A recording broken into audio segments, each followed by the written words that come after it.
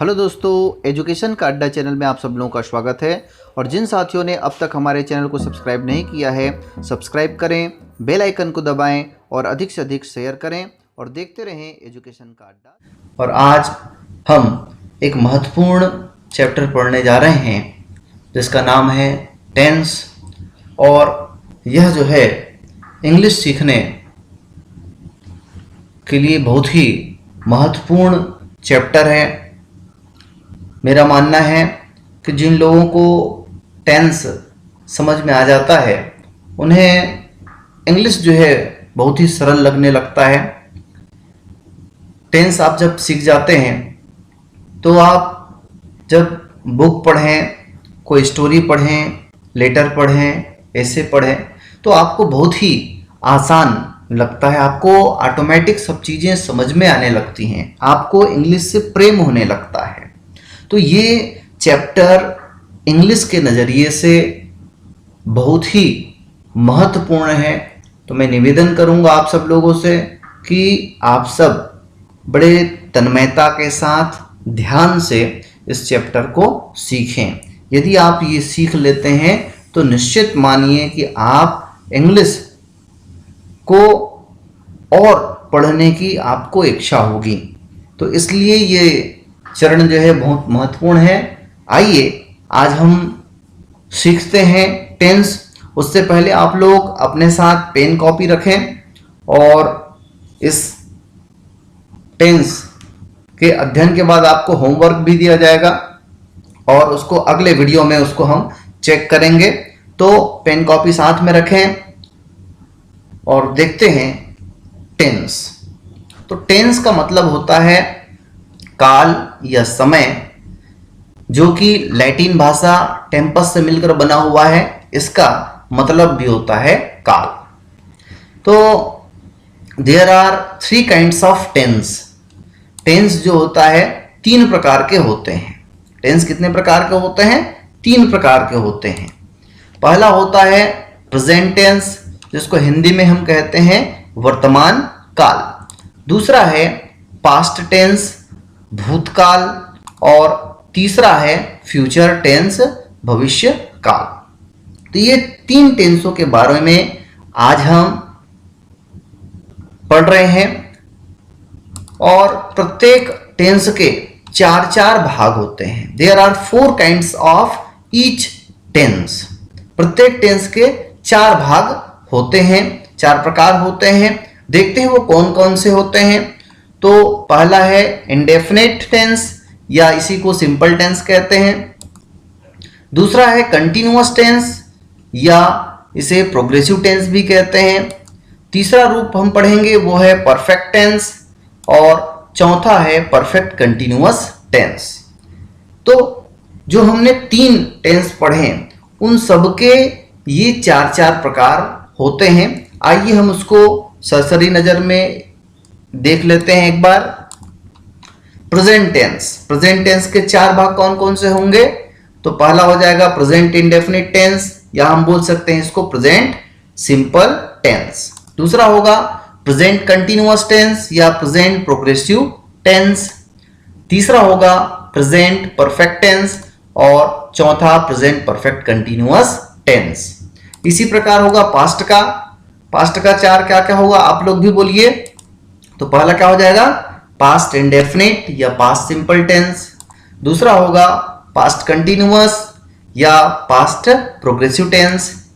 तीसरा हो जाएगा पास्ट परफेक्ट टेंस और चौथा क्या होगा? Past perfect continuous tense.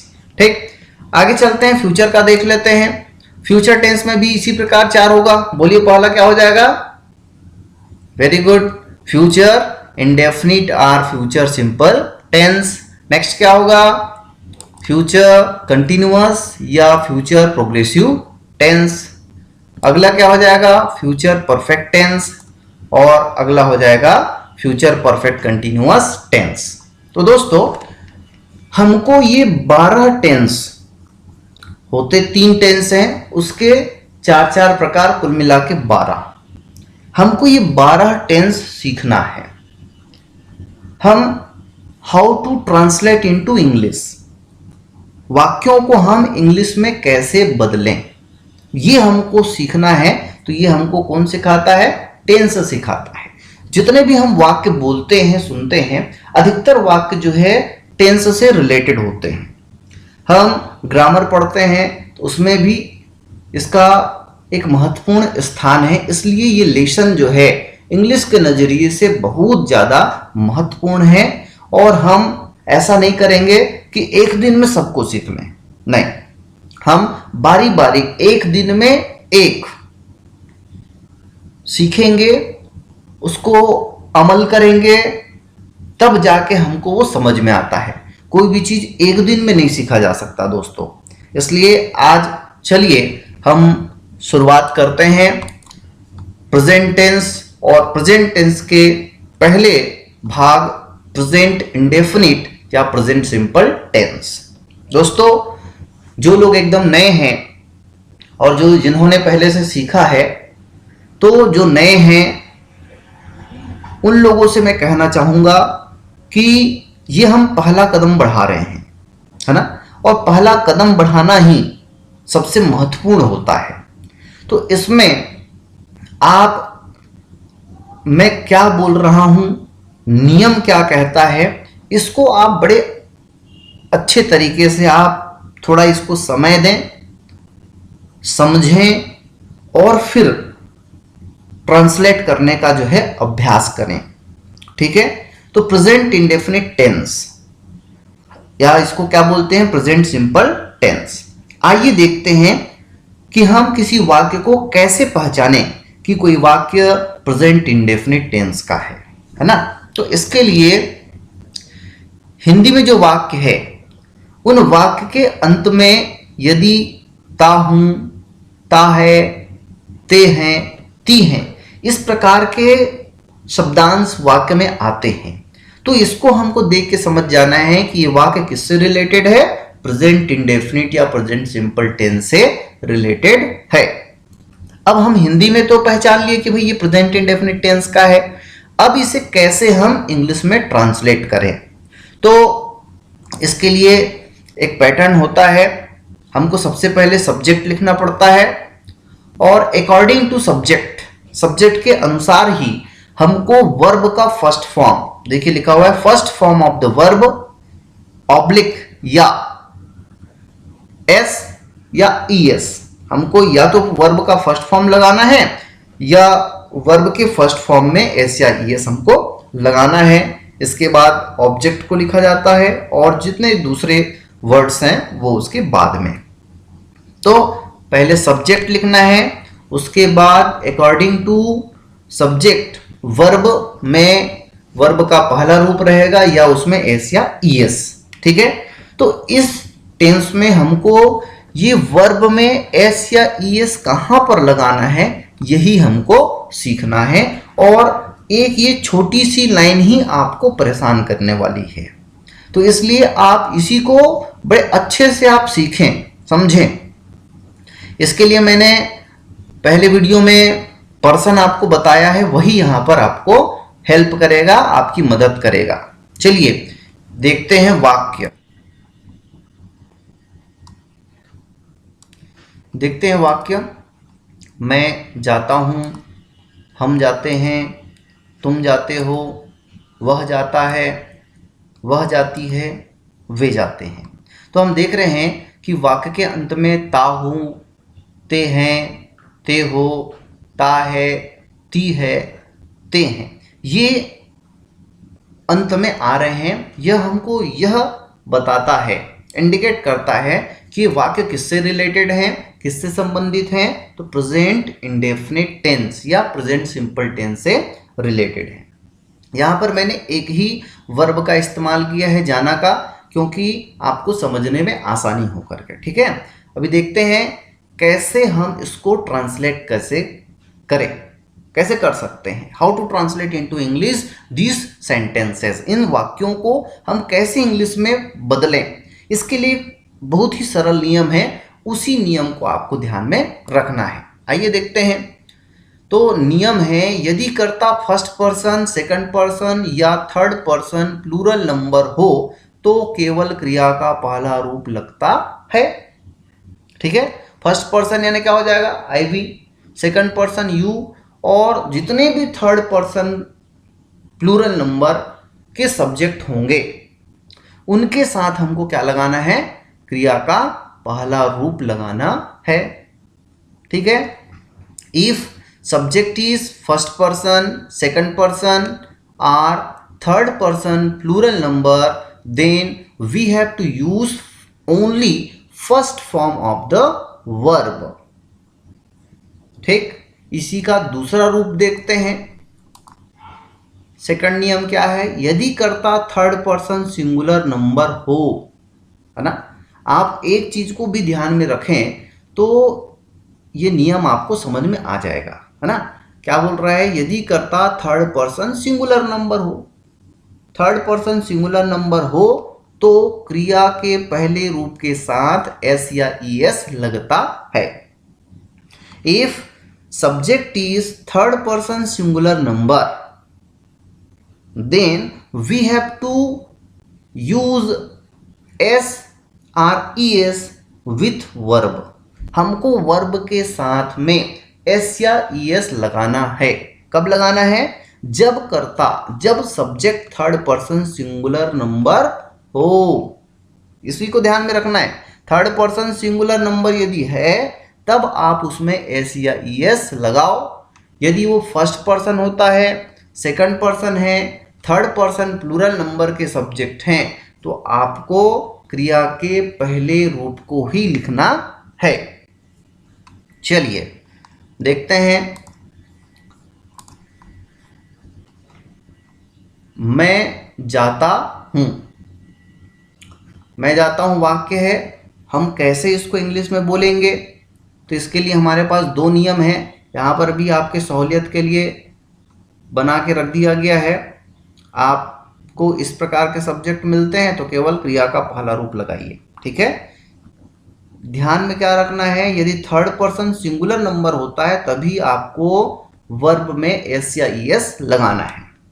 ठीक है दोस्तों, चलिए तो स्टार्ट करते हैं ट्रांसलेट करना। पहला है मैं जाता हूं, तो मैं की इंग्लिश क्या होगी भाई, क्या होगी, आई। अब आई क्या है, बनाने के पहले हमको थोड़ा सा सोचना है। आई तो पर्सन, कौन से पर्सन में आता है, आई कौन से पर्सन में आता है, हमने पहले भी पढ़ लिया है। यहाँ पर देख लीजिए आप, कौन से पर्सन में आता है भाई, फर्स्ट पर्सन में आता है। नियम क्या पढ़े हमने, यदि फर्स्ट पर्सन होता है, सेकंड पर्सन होता है और थर्ड पर्सन प्लूरल नंबर है तो क्रिया का केवल पहला रूप लगता है। तो क्या हो जाएगा बोलिए, मैं जाता हूं, आई गो। वेरी गुड, ये हो जाएगा आई गो। ठीक है, अगला देखते हैं, हम जाते हैं। हम क्या है, क्या है बोलने का मतलब मेरा क्या है, कौन सा पर्सन है, कौन सा पर्सन है बोलिए। वेरी गुड, कई लोग बोल पाते हैं, कई लोग नहीं बोल पाते हैं, तो आपको ध्यान रखना है ये तीन चीजें ब्रह्मास्त्र है टेंस के लिए। पर्सन है ना, पर्सन को ध्यान में रखिए आप। तो हम क्या है भाई, फर्स्ट पर्सन है, और नियम क्या कहता है, यदि फर्स्ट पर्सन है, सेकंड पर्सन है, थर्ड पर्सन प्लूरल नंबर है तो क्या लगा दो, वर्ब का पहला रूप लगा दो। तो बोलिए क्या हो जाएगा, वी गो। शाबाश, आगे देखते हैं, तुम जाते हो। तुम क्या है, तुम की इंग्लिश क्या होती है भाई, यू, वो तो आपको पता है ना। तुम, अब तुम क्या है, कौन सा पर्सन है, तो तुम सेकंड पर्सन है ना। तुम सेकंड पर्सन है तो इसके साथ भी क्या होता है, सेकंड पर्सन है तो क्रिया का पहला रूप लगाओ, तो क्या हो जाएगा, यू गो। ठीक, यू गो हो जाएगा। नेक्स्ट देखते हैं, वह जाता है।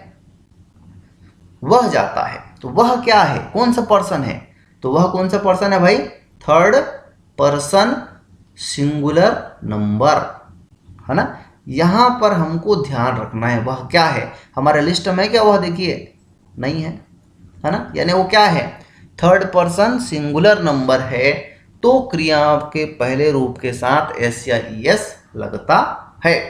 तो क्या हो जाएगा बोलिए, वह जाता है, ही गोज।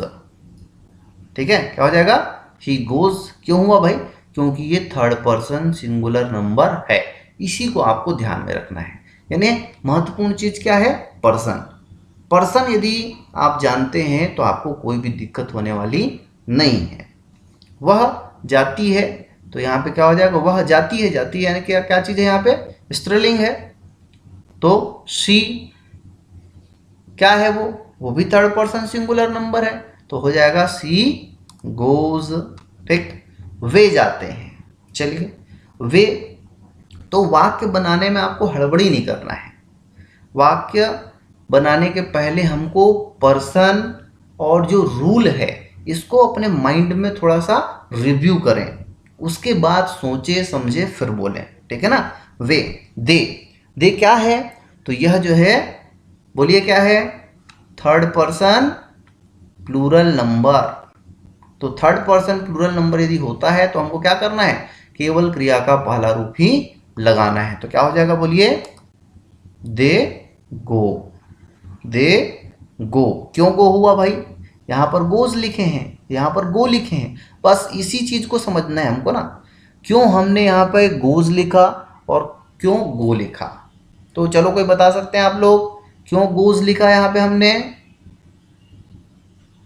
क्यों लिखा है भाई।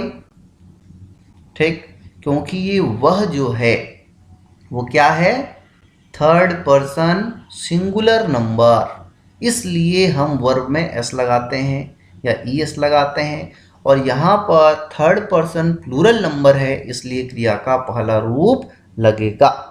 ठीक है, तो आप लोगों को ये वीडियो पसंद आएगा तो वीडियो को लाइक करें, और जिन लोगों ने सब्सक्राइब नहीं किया है सब्सक्राइब करें हमारे चैनल को, बेल आइकन को भी दबाएं, जिससे आपको आने वाले हमारे वीडियो का नोटिफिकेशन आपको मिलेगा और आप जो है हमारे वीडियो से जुड़े रहेंगे। ठीक है, आगे चलिए देखते हैं अगले कुछ वाक्य हम देखते हैं, इसको आप लोग बनाएंगे। राम जाता है, सीता जाती है, लड़का जाता है, लड़की जाती है, लड़कियां जाती हैं, बच्चे जाते हैं, शिक्षक जाते हैं, और एक नया गाय दूध देती है। ठीक है, तो वाक्य तो हजारों बनेंगे, साथ ही साथ ये जो वर्ब हैं वो भी हजारों हैं, है ना। तो हम आज कॉन्सेप्ट क्लियर करने के लिए केवल एक वर्ब का उपयोग किए हैं। आपको इस लेसन के ख़त्म होने के बाद इसको अच्छे से आप, एक बार में समझ में नहीं आता है, 2 बार 3 बार आप देखिए, हो सके तो आप नोट्स बनाइए, और नियम को समझने के बाद आपका आज काम है वर्ब को पढ़ें। जितना ज़्यादा आप वर्ब पढ़ेंगे उतनी आपको आसानी होगी। ठीक है, तो चलिए देखते हैं। नेक्स्ट सेंटेंस है राम जाता है, फिर से हमको अब ट्रांसलेट करना है, तो क्या होगा, हाँ, फट से ना बोलें, पहले थोड़ा सा रिव्यू कर लें कि राम क्या है, कौन सा पर्सन है और नियम क्या कहता है। तो पहला है राम जाता है, इसको हम कैसे ट्रांसलेट करें, तो ट्रांसलेट करते वक्त आप हड़बड़ी ना करें, ठीक है ना, हड़बड़ी करने से हमारा काम बिगड़ सकता है। इसलिए आप क्या करें, सबसे पहले आप रिव्यू करें, जो सब्जेक्ट है उस पर विचार करें, सब्जेक्ट कौन सा है, कौन से पर्सन से रिलेटेड है सब्जेक्ट को, और जो नियम है उसको हमको ध्यान में रखना है। तो राम जाता है, तो राम कौन सा सब्जेक्ट है, कौन सा पर्सन है, कौन सा पर्सन है, तो पर्सन कौन सा भाई, राम है third person singular number, third person singular number. तो नियम क्या कहता है, यदि थर्ड पर्सन सिंगुलर नंबर है तो क्रिया में हमको एस या ई एस लगाना है, बस इतनी सी बात है। तो क्या हो जाएगा, चलिए बोलिए, राम गोज। ठीक है, यहाँ पे सीता जाती है, राम हो चाहे सीता हो, चाहे कोई भी नाम हो, नाम तो हजारों हैं, कोई भी नाम हम ले सकते हैं, नियम बदलेगा क्या, नहीं बदलेगा। सीता क्या है भाई, तो थर्ड पर्सन सिंगुलर नंबर है, फिर से वही है, क्रिया में हमको एस लगाना है, क्या हो जाएगा बोलिए, सीता गोज, बिल्कुल राइट। लड़का जाता है, तो लड़का को क्या बोलते हैं, बॉय, कौन सा पर्सन है, तो थर्ड पर्सन सिंगुलर नंबर, फिर से वही उत्तर आ रहा है। तो नियम क्या कहता है भाई, थर्ड पर्सन सिंगुलर नंबर है तो क्रिया में हमको एस या ई एस लगा देना है। तो बोलिए क्या हो जाएगा, बॉय गोज। अब लड़का के जगह में लड़की हो गई है, तो लड़की जाती है, तो क्या हो जाएगा, गर्ल गोज। ठीक है, अब आगे बढ़ते हैं। यहाँ पे लिखा हुआ है लड़कियां जाती हैं, तो क्या होगा भाई, लड़कियां, तो बनाने के पहले हमको सोचना है थोड़ा। क्या सोचना है, कौन सा पर्सन है, लड़कियां, तो लड़कियां कौन सा पर्सन है भाई, थर्ड पर्सन है। थर्ड पर्सन लड़की भी थी, है ना, लेकिन यहाँ पे लड़कियां हैं, तो थर्ड पर्सन प्लूरल नंबर।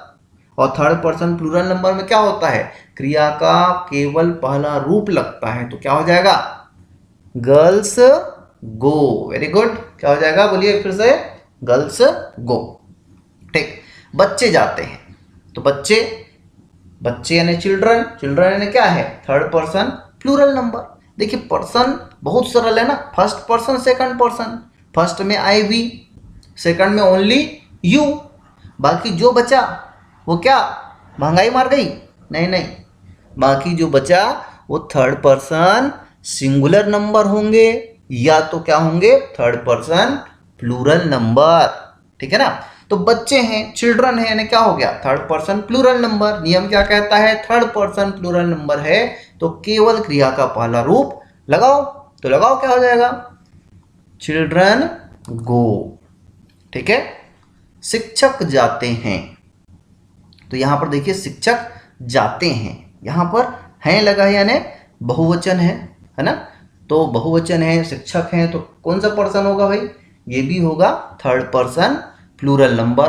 फिर से सेम नियम है, क्या हो जाएगा बोलिए, टीचर्स गो। अब यहीं पर यदि एक टीचर हो जाए, टीचर बस हो जाए, तो क्या होगा, third person, very good, singular number हो जाएगा। और सिंगुलर नंबर यदि हो जाता है तो हमको यहाँ पर गोज करना पड़ेगा। बस इसी को समझ गए, यानी आप समझ गए। ठीक है, अब एक नया वाक्य हमने लिया है, गाय दूध देती है। ठीक है ना, तो सब्जेक्ट क्या है भाई, गाय, और गाय कौन सा पर्सन है, तो थर्ड पर्सन सिंगुलर नंबर है। अब दूध देना, तो हमारे पास यहाँ पर वर्ब क्या हो जाएगा, देना, और दूध जो है ऑब्जेक्ट है ना, तो हमको सबसे पहले सब्जेक्ट फिर वर्ब लिखना है। तो सब्जेक्ट यहाँ पे क्या है भाई, थर्ड पर्सन सिंगुलर नंबर है, यानी क्रिया क्या लगाना पड़ेगा हमको, एस या एस लगाना पड़ेगा। तो चलिए बनाते हैं, क्या हो जाएगा, काऊ, देना को बोलते हैं गिव, इसमें हमने लगा दिया एस, काऊ गिव्स, गाय देती है, क्या देती है भाई, दूध देती है, तो गाय गिव्स मिल्क। ठीक है ना, गाय हमें दूध देती है यदि बोलना है तो काऊ गिव्स अस मिल्क। ठीक है, तो आप ऐसे वाक्य को बनाते रहें जिससे आपकी प्रैक्टिस होगी। और नियम बस वही है कि फर्स्ट पर्सन, सेकंड पर्सन और थर्ड पर्सन प्लूरल नंबर होता है तो सब्जेक्ट के साथ हमको वर्ब का पहला फॉर्म लिखना है। यदि सब्जेक्ट जो है थर्ड पर्सन सिंगुलर नंबर होता है तभी हमको उसमें क्रिया में एस या एस लगाना है। ये अपना प्रेजेंट इंडेफिनिट खत्म। ठीक है, आशा करता हूँ आप लोगों को ये वीडियो पसंद भी आया होगा और समझ में भी आया होगा। ठीक है, तो फटाफट चलिए अब अपना होमवर्क लिखिए, कल हम अगले वीडियो में इस होमवर्क को चेक करेंगे। उसके बाद हम प्रेजेंट कंटिन्यूअस टेंस ये कल सीखेंगे। चलिए होमवर्क नोट कर लीजिए आप। पहला वाक्य लिख लें, राजू खेलता है, जल्दी करेंगे या आप स्क्रीनशॉट ले लेंगे। हम फुटबॉल खेलते हैं, वे गाते हैं, लड़कियां नाचती हैं, विद्यार्थी पढ़ते हैं, राधा खाना पकाती है, मैं रोज पढ़ता हूं, तुम लिखते हो। तो इन वाक्यों को आपको बनाना है, कोई कठिनाई आपको नहीं आएगी। आपको जो मैंने कहा है आप तुरंत ना बनाएं, थोड़ा सा रिव्यू कर लें नियम क्या कहता है, और मेन चीज है सब्जेक्ट को पहचानना, कौन से पर्सन का है इसको पहचाने, उसके बाद बनाएं। तो धन्यवाद दोस्तों, आप लोगों ने इस वीडियो को देखा इसके लिए, और अधिक से अधिक इसको लाइक करें, शेयर करें, कमेंट